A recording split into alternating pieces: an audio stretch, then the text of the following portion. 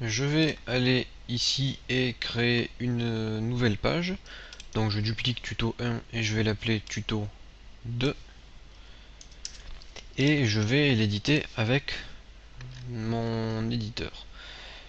Évidemment. Je vais donc supprimer ce qu'on avait déjà écrit jusqu'à maintenant. Et maintenant, nous allons parler un peu des tableaux qui peuvent être très utiles lorsqu'on fait du développement. Alors un tableau c'est quoi? Un tableau c'est quelque chose dans lequel on peut stocker plusieurs variables d'un même type et on peut stocker des éléments et leur attribuer une valeur. Par exemple, je fais $âge égale array. Donc array ça veut dire tableau. Donc la variable $âge est égale à un tableau. Et dans ce tableau, je vais pouvoir rentrer des noms par exemple, Jean, et attribuer une valeur à ce nom. Donc je marque Jean, je fais une flèche et j'attribue une valeur. Ensuite je fais virgule, je peux mettre un deuxième nom et attribuer une deuxième valeur.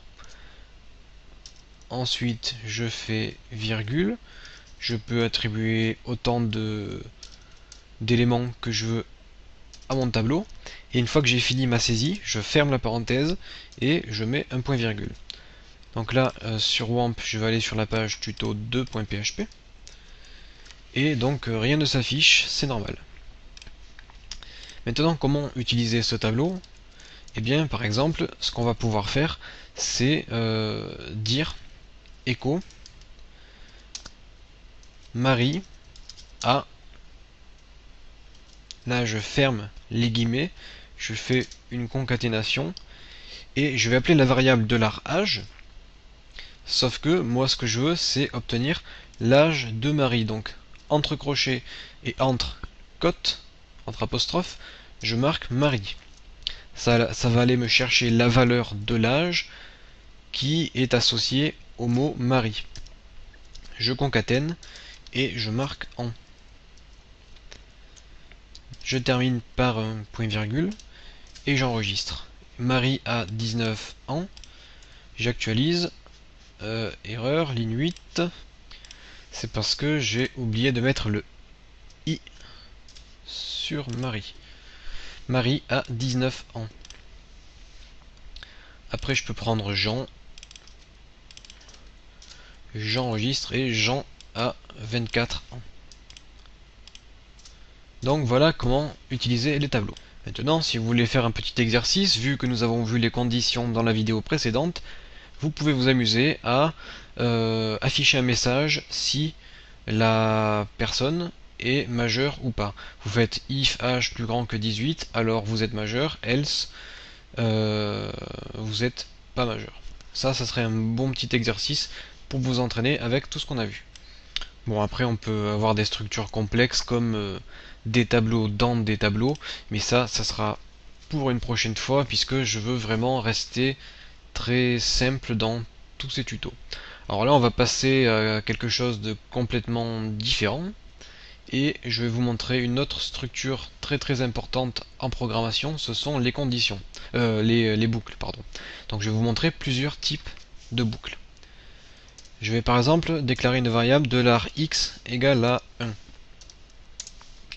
Et moi ce que je voudrais c'est afficher un message tant que x est plus petit que 10.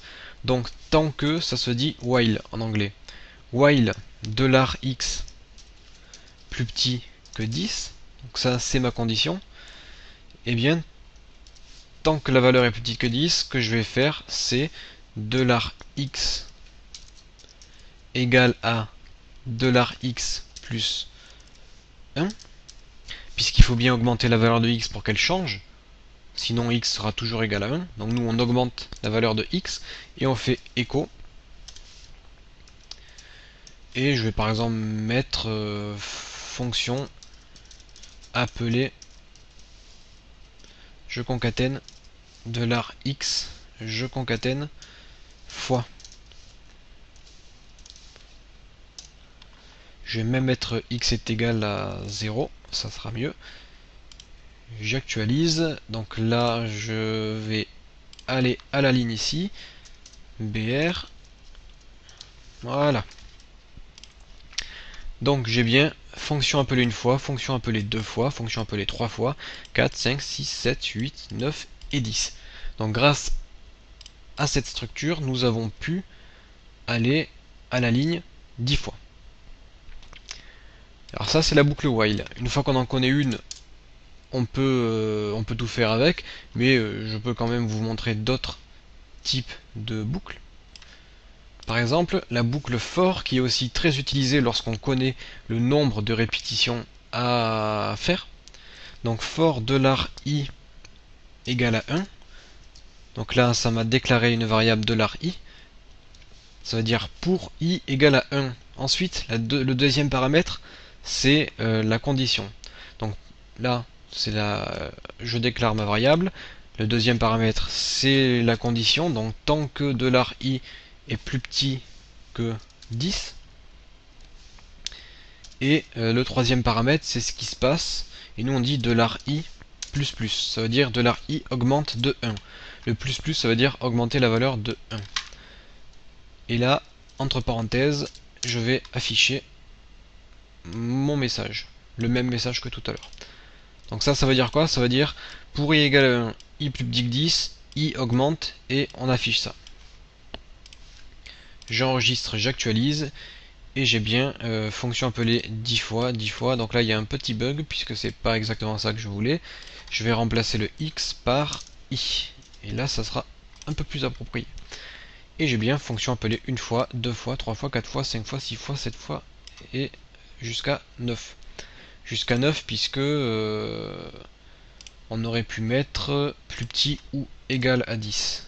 Et là ça nous aurait affiché jusqu'à 10 fois. Bon après, tout à l'heure on a déclaré un tableau âge. Ce que vous pouvez faire aussi, c'est utiliser une boucle for each. For each qui veut dire pour chaque. Donc pour chaque élément, par exemple pour chaque âge, as valeur. Donc là c'est nous qu'on décide de comment on veut appeler cette seconde variable. Donc pour chaque âge, on peut par exemple l'afficher. Je fais echo $valeur. Là je concatène pour mettre un break. Et mon tableau, on va afficher 24, 19 et 36. Donc là, j'affiche tous les éléments de mon tableau. Si j'essaye de... Si je copie ça et que je le colle à côté,